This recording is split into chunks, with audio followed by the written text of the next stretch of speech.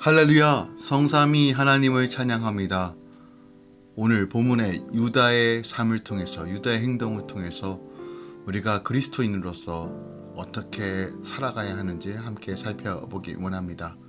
말씀 가운데 다시 한번 우리가 주목하고 주의 음성에 따라 순종하는 이 아침 되기 원합니다. 6월 2일 목요일 아침 예배 성삼위 하나님께 올려드립니다.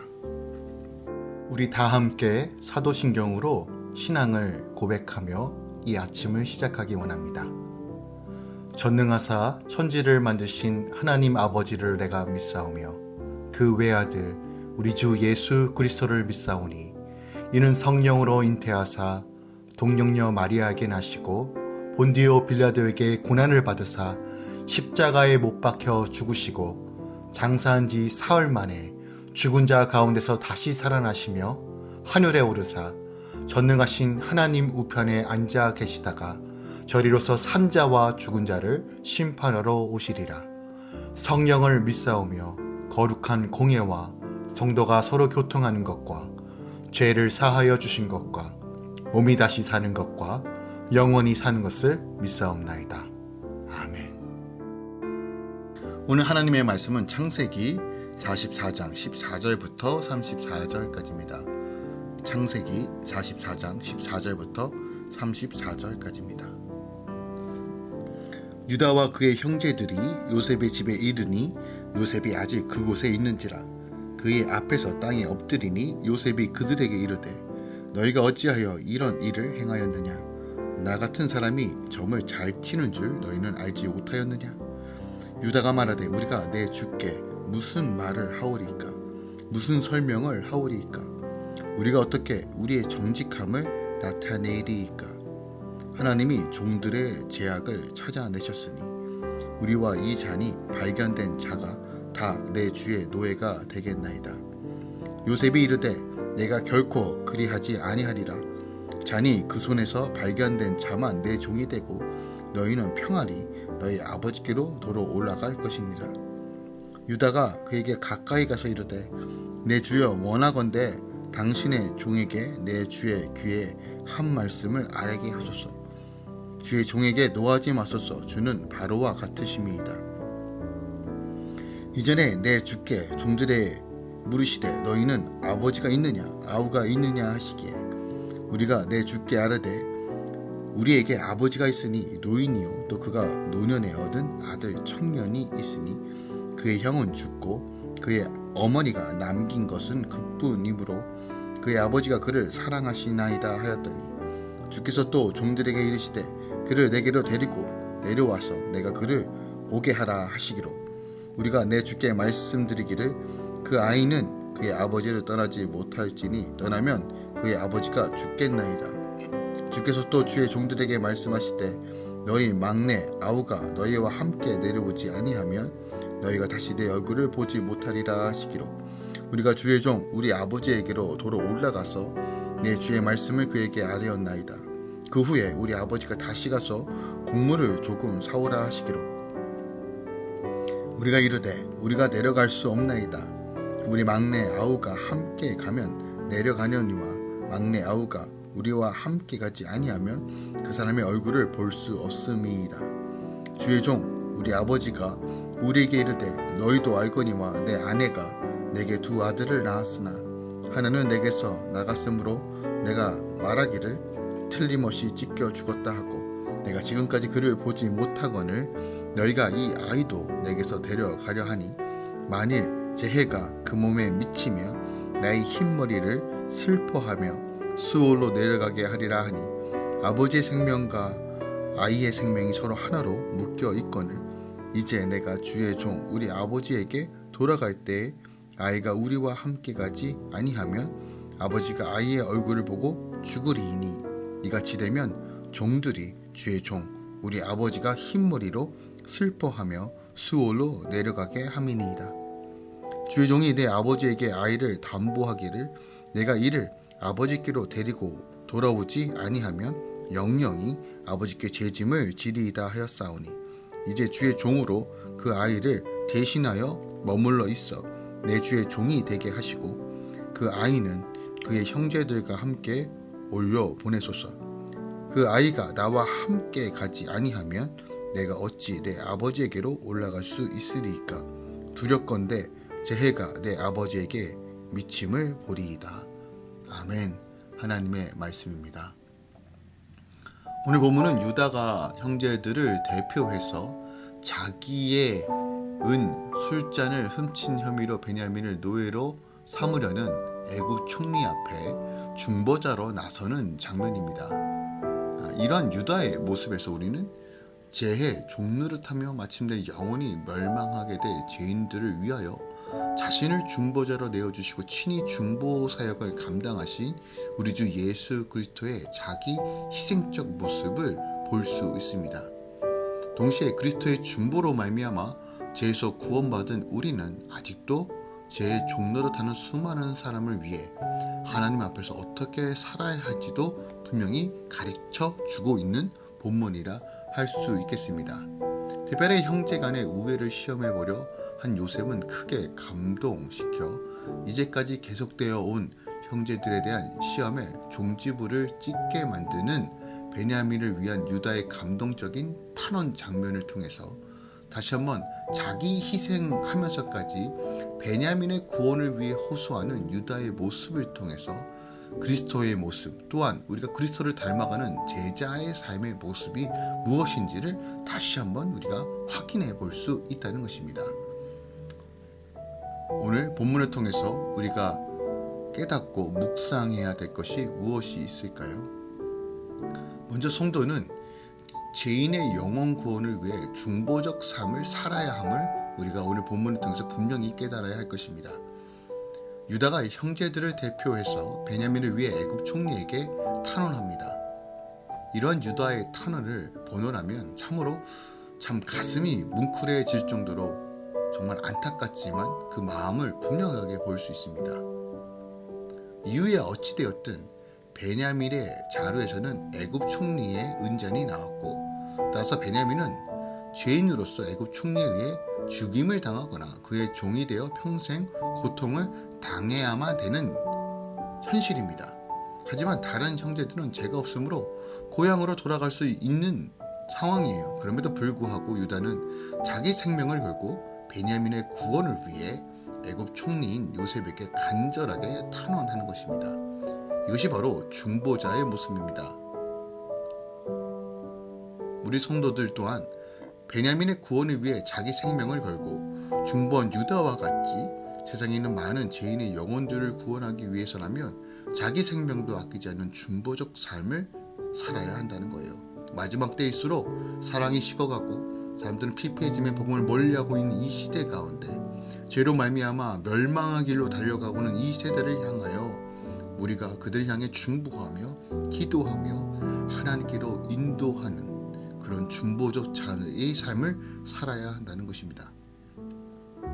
요셉의 형제들이 베냐민을 애굽에 버려두고 고향으로 돌아갔다면 어떤 일이 벌어질까요? 아마도 그들은 자기의 생명을 구원했을지 몰라도 아비 야곱으로부터 불같은 진노와 책망을 받았을 것이며 어떻게 보면 평생 재책의 고통 가운데 살았을 것입니다. 또한 야곱이 그 슬픔으로 인하여 죽었을 수도 있어요. 우리 또한 세상에서 죄로 인해 슬퍼하며 죽어가는 영혼들을 외면하고 우리만 잘 살겠다. 내 믿음이 나를 구원하였으니 나는 천국 백성이다라는 이런 오만과 자만심으로 살아간다면 우린 결코 하나님의 부르심에 합당한 삶을 사는 것이 아닙니다. 여전히 하나님 아버지는 이 땅에 모든 영혼들이 아버지께로 돌아오길 원하십니다. 하나님 나라가 우리의 최상의 부르심이라는 것을 깨닫고 복음과 하나님 나라가 우리의 방향성과 정체성이라는 것을 분명히 깨닫는다면 이 땅을 향해 우리가 중보자의 삶을 살아야 한다는 것이죠. 우리는 하나님께서 죄인의 영혼을 구원해 주시도록 간절히 간구함은 물론 우리의 생명을 다하여서라도 죄인들의 영혼을 구하는 일에 힘써야 할 것입니다. 교회 안에서든 교회 밖에서든 우리 가정에서든 어떻게 해서든 영혼을 구원하여 아버지께로 인도할 수 있는 그 부르심이 우리 안에 있습니다. 우리가 오늘 유다의 헌신과 희생과 이 탄원을 통해서 중보적 삶이 무엇인지 보았다면 우리가 그렇게 믿음으로 행할 수 있도록 강구하며 나아가십시오. 오늘 또 본문에서 우리가 좀 주목해 볼 것은 16절입니다. 16절에 오늘 유다가 베냐민을 위해 탄원을 하기 전에 무엇이라고 고백하냐면 하나님이 종들의 죄악을 찾아내셨으니 라고 고백해요. 유다의 이와 같은 고백은 단순히 베냐민의 도둑질이 발각되었다는 의미에서 말한 것이 아니라 이것은 자신들이 아주 오래전에 요셉을 판 죄악을 하나님께서 적발하셨다는 고백이며 그 죄로 인하여 자신들이 지금 그것을 보응받고 있다라는 고백이에요. 즉 유다는 지금 형제들을 대표해서 아주 오래전에 지은 죄악이라 생각조차 못하고 있었을지 모르는 자신의 죄악이 모두 하나님에 의해서 드러나고 있고 지금 그것을 다시 한번 회개하며 자백하고 있는 것이에요. 이러한 유다의 고백과 같이 우리가 한번 생각해 봐야 합니다. 우리가 아무리 은밀한 죄를 지을더라도 하나님 앞에서는 결코 숨길 수 없습니다. 우리 하나님은 우리의 모든 것들을 감찰하시는 분입니다. 생각까지 감찰하시는 분이에요. 우리가 앞으로 여호수아 말씀을 다루면서 앞으로 다룰 내용 중에 하나인데요. 여리고성 다음 전투가 아이성입니다. 근데 아이성 전투에서 크게 대패를 해요. 그 원인은 결국 하나님의 명령을 어기고 작은 것을 숨겼기 때문입니다. 이스라엘 백성들 가운데서 아무도 아는 사람이 없을지라도 하나님은 그것을 아셨습니다. 죄악은 드러날 수밖에 없습니다. 그러므로 우리가 모든 것을 감찰하시는 하나님 앞에 은밀한 죄라도 숨기는 것은 참으로 어리석은 것이라는 거예요. 오늘 본문이 또한 이것도 우리에게 가르쳐주고 있는 것입니다. 또 하나 우리가 또 주목해 볼 것은 좀 유다에게 조금 더 주목하기 원하는데요. 18절 19절에 보니까 형제들을 대표해서 베냐민을 위해 중보자로 나선 유다의 애굽 총리를 향한 자세가 나오는데 베냐민을 위한 타원하는 유다의 자세는 한마디로 겸손 그 자체였습니다. 본문을 보면 유다는 애굽 총리를 향해 내 주라고 부르고 있고요. 그리고 자신에 대해서는 주의 종이라고 불렀습니다. 이러한 유다의 애굽 총리의 자신에 대한 대조적인 두 표현은 자신은 오직 애굽 총리의 자비만을 기대할 수밖에 없는 의미를 포함하고 있고 유다의 지극한 겸손의 자세를 잘 드러내고 있어요. 유다는 마치 하나님께 간구하듯 베냐민을 위해 애굽 총리에게 호소하고 있는 거예요. 결국 요셉은 유다의 이런 철저한 겸손에 근거한 자기 희생적 탄원에 감동을 받아 형제들을 용서하는 데까지 이릅니다. 이와 같이 겸손에는 다른 사람의 마음을 움직이는 힘이 있다는 것이에요. 이것이 바로 중보자의 모습이라는 거예요.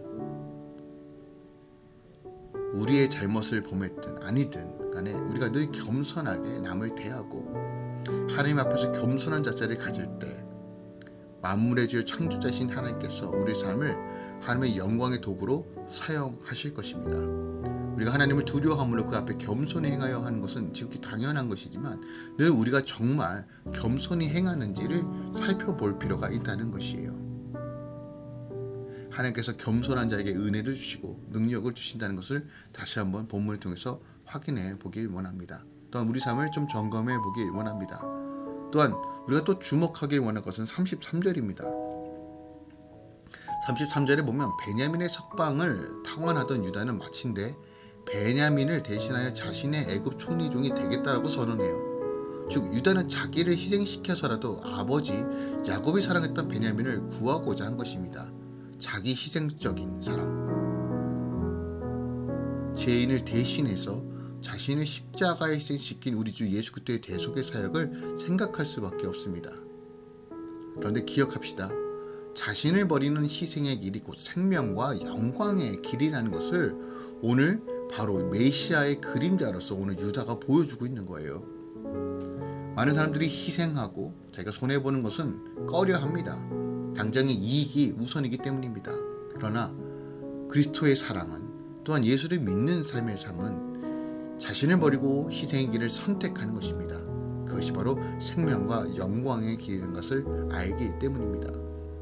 자신의 것에 보존하고 자신을 사랑하는 자는 결코 하나님 사랑과 이웃 사랑을 할 수 없습니다. 그래서 요한복음 12장 25절에 자기 생명을 사랑하는 자는 잃어버릴 것이요 이 세상에서 자기 생명을 미워하는 자는 영생하도록 보존할 것이다 라고 말하고 있으며, 또한 요한복음 15장 13절에 14절에는 사람이 친구를 위하여 자기 목숨을 버리면 이에서 더 큰 사랑이 없나니 너희가 나의 명한 대로 행하면 곧 나의 친구라. 즉 남을 위하여 목숨을 걸고 사랑하는 때 주님께서 내가 너의 친구다라고 칭하여 주신다라고 약속하는 이 본문의 말씀, 오늘 성경의 말씀을 붙들고 주님, 내 삶 가운데 신실한 중보자의 삶, 또한 내 생명과 목숨을 다하여 남을 뜨겁게 사랑하고 또한 주님께로 인도할 수 있는 제자의 삶으로 나아가기 원합니다. 오늘 유대의 삶을 통해서 다시 한번 여러분 상간에 도전을 주기 원합니다. 우리가 교회 안에서든 교회 밖에서든 교우든 우리 가정이든 간에 정말 내 삶 가운데 예수가 드러나기 위해서 난 지금 무엇을 해야 되는가 함께 고민하고 주의 은혜를 붙들며 성령의 능력으로 행하시길 예수 그리스도로 축원드립니다. 기도하겠습니다. 사랑하는 주님 감사합니다. 오늘 유다의 헌신과 그리고 결단과 중보자의 모습을 확인해 봅니다. 형제들을 위하여, 베냐민을 위하여, 또한 아비인 야곱을 위하여 그는 자기 희생적으로 나아갑니다. 죽으면 죽으리라는 결단으로 다시 한번 자기를 희생하여 나아갑니다. 이것이 바로 그리스도인의 모습입니다. 오늘날 우리는 나 중심적인 것, 나만 원하고 내 것만 취하려고 하는 이 세상 속에서 이것이 바로 그리스도인의 정체성이요 하나님 나라를 세워가는 자의 모습이라는 것을 우리가 깨닫기 원합니다. 주님께서 우리 위해 그렇게 하신 것처럼 우리도 그렇게 하길 소망합니다. 성령 하나님 도와주시옵소서. 우리가 온전히 주를 위해 살며 주를 위해 죽으며 오직 주의 나라와 영광을 위해 걸어갈 수 있도록 역사하여 주시옵소서.